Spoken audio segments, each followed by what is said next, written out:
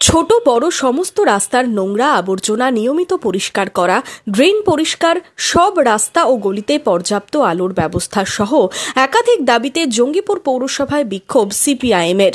নিয়মিত নোংরা পরিষ্কার ও ড্রেন পরিষ্কার করা হচ্ছে না বলে অভিযোগ উঠেছে পৌর এলাকায়। পৌর পরিষেবার দাবিতে সোমবার দুপুরে মিছিল করে পৌরসভার সামনে আসেন সিপিএম নেতাকর্মীরা। সেখানে গেটের সামনে হাতে প্ল্যাকার্ড নিয়ে বিক্ষোভ দেখানো হয়। প্রায় ঘণ্টা দুয়েক ধরে চলে বিক্ষোভ।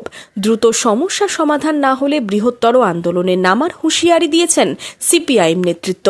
জঙ্গিপুর পৌরসভার 21টা ওয়ার্ডে জঞ্জাল তোলা হচ্ছে না, পড়ে রয়েছে 5 দিন 6 দিন ধরে। একদম জঞ্জালে এতটাই ভরপুর হয়ে গেছে, এলাকা একেবারে দূষণ, গন্ধ, দুর্গন্ধযুক্ত অবস্থা, থাকা যাচ্ছে না।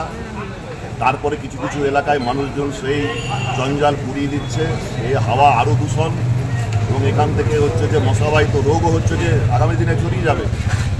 এর হাত থেকে পরিত্রাণ পাওয়ার জন্যই হচ্ছে যে জঙ্গিপুর পৌরসভা যেটা কাজ, সে কাজ করছে না, সে কী কারণে জানি না। আমরা এর হাত থেকে পরিত্রাণের জন্যই আজকের বিক্ষোভ অবস্থানে এসেছি। এবং ড্রেনগুলো হচ্ছে যে দীর্ঘদিন ধরে পরিষ্কার হচ্ছে না, আমরা দেখছি যতদিন ধরে কাজ বন্ধ হয়েছে ড্রেনগুলো কাজ বন্ধ হয়ে যাচ্ছে, উপচে পড়ছে একেবারে। অবস্থান করবো আমরা, আজকে বলেছি যে কয়েকদিন আমরা দেখবো, তারপরে আমাদের লাগাতার অবস্থান একদম সাংগঠনিকভাবে এলাকায় হুলিয়া করে একদম মাইকিং করে পোস্টারিং করে আমরা একদম লাগাতার অবস্থা পাবলিককে নিয়ে অবস্থা। যদিও সমস্যার সমাধান ও জঞ্জাল পরিষ্কার করার আশ্বাস দিয়েছেন চেয়ারম্যান।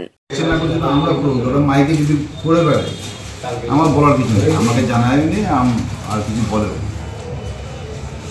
বারবার ভাগাড়ের শব্দটা উঠে আসে, ভাগাড় কেনা হচ্ছে না, ভাগাড়ে একটু সমস্যা আছে, ওটা হয়ে যাবে, 2 দিনের মধ্যে হয়ে যাবে। ঠিক আছে। পুরো এলাকা জুড়ে নোংরাতে এখনো স্তূপ হয়ে পড়ে আছে, এই বিষয়ে কি ভাঙা চিন্তা করছে? না, আমি বলি ভাগাড়টা নিয়ে একটু সমস্যা আছে, 2 দিনের মধ্যে হয়ে যাবে।